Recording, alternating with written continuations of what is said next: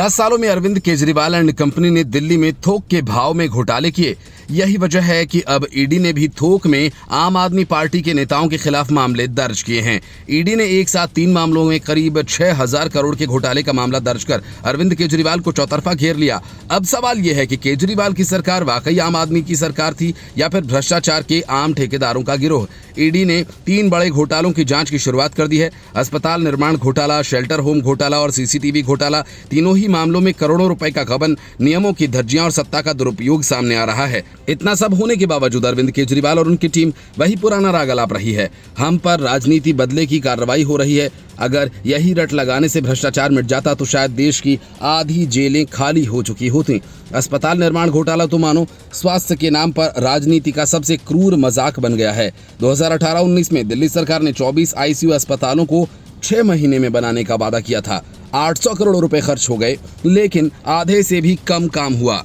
एक ओर जनता कोविड जैसी महामारी से जूझ रही थी, दूसरी ओर नेताओं की जेब गर्म हो रही थी। लोकनायक हॉस्पिटल की लागत 488 करोड़ से सीधा 1100 करोड़ से ऊपर पहुंच गई। इस बात का सबूत है ये कोई प्रशासनिक गलती नहीं बल्कि सोची समझी लूट थी। सीसीटीवी घोटाले की बात करें तो केजरीवाल सरकार ने महिलाओं की सुरक्षा के नाम पर 571 करोड़ का प्रोजेक्ट शुरू किया, लेकिन जब काम समय पर पूरा नहीं हुआ तो कंपनी पर लगे 17 करोड़ के जुर्माने को तत्कालीन मंत्री सत्येंद्र जैन ने कथित तौर पर माफ कर दिया।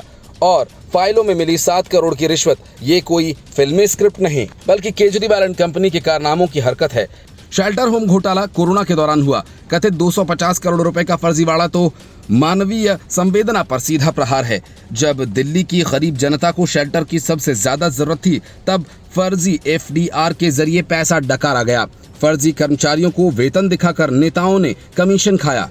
और ये वही केजरीवाल हैं जो हर आदमी का हिसाब मांगते थे। सत्येंद्र जैन पहले ही मनी लॉन्ड्रिंग केस में आरोपी रह चुके हैं और लंबे समय तक जेल में रह चुके हैं। अब सौरभ भारद्वाज का नाम भी इसमें सामने आने के बाद इस बात की पुष्टि होती है कि अगर भ्रष्टाचार आम आदमी पार्टी के भीतर एक व्यवस्था बन चुका है। और सबसे चौंकाने वाली बात यह कि इतनी गंभीर जांचों के बावजूद अरविंद केजरीवाल चुप हैं। शायद इसलिए क्योंकि जवाब देने के लिए कुछ बचा ही नहीं। आम आदमी पार्टी की राजनीति अब झाड़ू की सफाई की नहीं बल्कि झाड़ू के नीचे गंदगी छिपाने की राजनीति बन गई है। देश की जनता ये समझ चुकी है कि जो पार्टी पहले ईमानदारी की मिसाल बनना चाहती थी अब वो खुद एक घोटालों की मिसाल बन चुकी है। सीबीआई, ईडी और एसीबी तीनों एजेंसीज की जांच इस बात पर स्पष्ट संकेत करती है कि दिल्ली में केजरीवाल सरकार का सारा गवर्नेंस मॉडल दरअसल एक घोटाला मॉडल बनकर रह गया। ईमानदारी की राजनीति के नाम पर सत्ता पाने वाली आम आदमी पार्टी अब भ्रष्टाचार की पार्टी बन चुकी है। Bureau report, news of India.